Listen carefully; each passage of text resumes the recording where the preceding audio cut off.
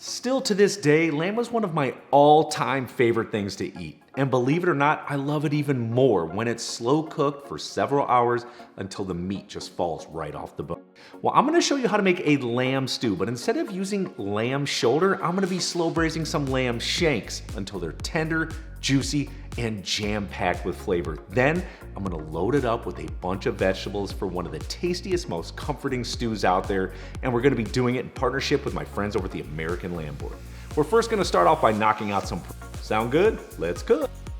I've got 4 1-pound each genuine American lamb shanks. It's okay if each one is a little bit heavier or a little bit lighter.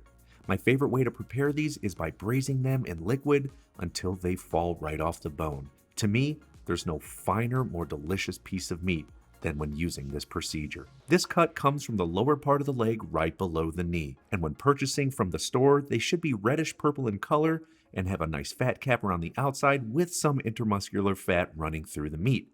This is why it's a better pick than a leg of lamb, because that fat equals flavor. And in addition, a lamb shoulder would also work well in this recipe. I'm now going to generously season them with coarse salt and fresh cracked black pepper, and when seasoning, be about a foot away from what you're seasoning to cover as much surface area as possible, ensuring every bite is absolutely delicious. Now I'm heading over to the cooktop. I have a very large rondeau. It's 10 quarts. Now, if you happen to have an 8 quart, you may just have to sear these lamb shanks off in batches. It's no problem though. We're adding 3 tablespoons of olive oil. You could use avocado oil as well. We're cranking the heat up to high and waiting for it to lightly smoke just like this. Now, before I add in the lamb, I like to mop up all the salt and pepper that's left on the pan. Hey, it's just more flavor. We are adding in the lamb shanks, doing our best to separate them from each other so that they sear and don't steam, so they can get that beautiful brown crust on there, also known as the Maillard reaction, which will absolutely bring more flavor to this dish. As soon as I add the lamb shanks in there, I'm turning it from high down to medium high-ish.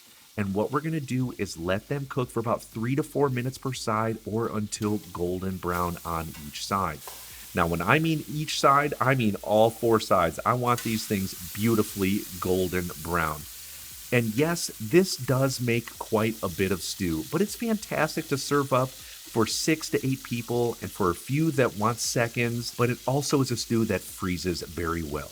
So while I'm searing these, I'm just going to prepare a few vegetables, beginning with 1 large yellow onion. You could also use a white or sweet onion. So after you remove that outside peel, what we're going to do is just large dice them. Now, the reason I'm large dicing them is because we're going to slow braise this lamb.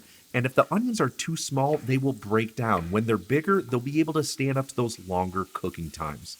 I'm just going to run back after I cut up that onion to have a look at the lamb. It's looking really good. And as you can see, I'm just leaning the lamb next to each other so that they can line up and get that sear on those opposite sides. Back to a little more prep. I have 1 very large leek. You could probably use 2 medium size. Now, I like to cut off right where it meets the green. The green isn't bad. It can just be quite a bit bitter, so I usually cut it off, then I trim off that root end. Next, I'm going to slice them in half, and then I'm going to slice each of those halves in half again so that I have quarters. Then I'm going to thickly slice these into 1/2-inch thick slices. Now, leeks are usually very dirty, so I'm going to add them to a strainer and just give them a good rinse under cold water to remove any dirt or any unwanted particles. Give them a shake, set them to the side. Now, for the green parts of the leeks, excellent for stock. So place them in the freezer until you have enough veggies to make stock. Heading back over to the lamb, and I can't say it enough, every single side should be brown. I'm standing it up. See that beautiful brown Maillard? Delicious. We're going to take all the lamb out of the pot and set them to the side on a plate. Now go grab those leeks and onions and add them right to the pot. We are going to take the heat from medium-high and turn it down to low-medium. What I like to do as soon as the onions are in there is scrape all the fond off the bottom of the pan. Those are those food particles that get stuck, but oh my gosh, scrape those up because there's so much great flavor in there. And then we're going to cook these for a total of 25 to 30 minutes while coming back every 4 to 5 minutes to make sure everything's good. You see that nice golden brown color? That is what we're looking for. Now at this stage, I'm going to add in 1 cup of dry red wine. Cabernet Sauvignon, Merlot, Shiraz, any of those will work fantastically. And then I'm just going to continue to scrape the bottom of the pan from any caramelized onion fond on the bottom. We're going to crank the heat to high and cook it until it's mostly absorbed into the onions. There will probably be a total of about a 1/4 cup left of the red wine. Perfect. Then I'm going to quickly sprinkle in a 1/4 cup of all-purpose flour and mix it together with the onions and leftover red wine and fat to form a roux. This is going to help thicken up our stock. Now, speaking of stock, we're adding in 8 total cups of beef stock. I have a fantastic recipe if you want to check that out. If beef stock is not an option, chicken stock, vegetable stock, brodo, or water will absolutely work here, but beef stock is definitely my #1 choice. Next, I'm going to add in 6 whole garlic cloves, 1 sprig of fresh rosemary. Then I'm going to season it up with salt and pepper and then mix those together until all the flavors are infused. Remember, this should be very tasty to help flavor up our lamb as they cook, so let's try some out.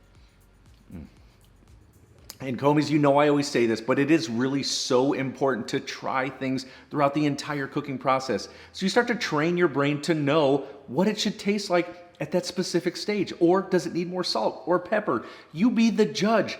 It is crucial to practicing fundamental classic cooking techniques. Could never say it enough. Plus, you get to eat food. What's better than that? Next on the list is adding our seared lamb shanks back to the pot with the beef stock. If you're cooking in a rondeau pot like me, the lamb will not be 100% submerged in the liquid. It is totally fine. They will still cook.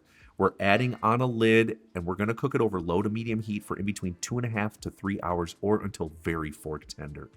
And with about 20 minutes left in the cooking process, we can start prepping up our other vegetables.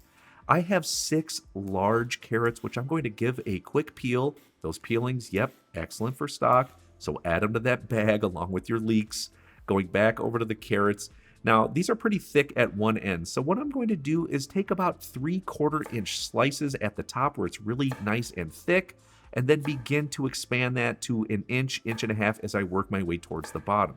Now, the reason I like them bigger is 1, because it's a stew, and 2nd, I want to ensure they do not overcook. I hate mushy vegetables in stew. It's a huge pet peeve of mine, and doing this will make sure that this does not happen. Now, for my next vegetable, I have 1 large celeriac root. This is the root of celery. Now, I think this holds up a little bit better than regular ribs of celery. It's a nice root veg, has wonderful celery flavor. Honestly, I can't rave about this vegetable enough. I absolutely love it, especially in stews. After you cut off the ends, using a peeler, just peel it the best you can. And those peelings, yep, I'm on repeat. Throw them in the bag with the carrots and the leeks. Boom, you're halfway there to a really good stock. Now for the celeriac root, I'm going to cut these into large to extra large slices, forming about a 3/4 inch to 1 inch cube. This cut, like the carrots, will also be able to stand up to those braising temperatures so that they do not overcook and still remain some firmness. Now for potatoes, what would a stew be without potatoes? I've got 5 large Yukon Gold potatoes. You could use russets. What I'm going to do is slice these into 8 large chunks. Now, if your potatoes happen to be quite a bit smaller, you may want to just consider quartering them instead of cutting them into 8 pieces like I am. This is perfect. We're putting them right in the bowl with the carrots and celeriac root. Now let's go check out our lamb. It's been about 2 hours and 45 minutes. Oh, so tender. You can see it definitely starting to remove from the bone. So carefully use some tongs or a spoon and take all the lamb shanks out, set them to the side on a plate. We're going to briefly set those to the side. Then we're going to take all of the vegetables we just cut up and add them right to that pot with the braising liquid in there. We're going to take the heat from low, medium, and turn it up to medium. Putting on a lid, it's going to take about 22 to 25 minutes for our vegetables to cook. Now for the lamb. Oh, does this look and smell incredible. We want to remove all of the meat right from the bone. So holding the bone with tongs in one hand and using your knife in the other hand, just pull it and carve it away from the bone. And once you have all the meat from the bone, I want to cut this into large chunks. Remember, this is a stew. I like big, hearty, chunky stews, and there is no better meat for this than this lamb shank. The flavor is going to be superior, my friends. Now for the lamb bones, I still have about 16, 17 minutes left in the cooking process. I'm gonna add those right to the pot with the vegetables. It's these little things that just make food that much more flavorful. Definitely do this. I promise you, you won't regret it. So after several more minutes, let's just come back and take a look. It smells so good. I can't even stop talking about it. It's awesome. I usually know my vegetables are good when I put my fork in the potatoes and they slide right off. After I pick them up, we're good. Now remove the bones and set those to the side. You may be able to freeze these and make stock from them, or maybe make a remoulade. Totally up to you.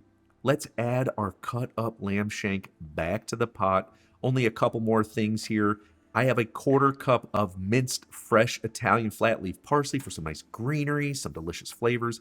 We're going to season it up with salt and pepper. Remember, season once, taste twice. Taste it, season it, taste it again, and see what else you may need to add. And this right here, my friends, is my idea of the absolute perfect stew. You may be asking, why didn't I cook the lamb and onions along with the celeriac root and carrots? Well, the answer is simple. I don't want mushy vegetables. If they were in there for 3 hours along with the lamb, I'd have some pureed baby food thing with lamb in it. I don't want that. I want al dente vegetables. A little bit of firmness, still tender on the inside, and they will pull a ton of flavor while being cooked in that braising liquid. And that's why it always goes back to these fundamental classic cooking techniques that just make better food and amazing memories to share with family and friends. All right, let me show you how I plate this up. Now for me, I'm adding several ladles full of this lamb stew right to a shallow bowl. I want to see all that goodness. And then I'm just going to finish with a little bit more finely minced fresh parsley. And you could also use some minced fresh rosemary if you'd like. But oh, is this awesome. And isn't this why we do it? To cook, to see people smile, to spend time with people we love over a great meal. This one, I have a feeling, is going to be a favorite. The smells in this kitchen. Oh, the smells. So much goodness in this dish. The flavor, outstanding. I think you and your family and friends are really going to like it, especially on those cool winter days. Now, if you like this, the Greek-style lamb shanks, the sauce that I braised that in, oh, with the you got to try it. I've got a great recipe video. See you on there.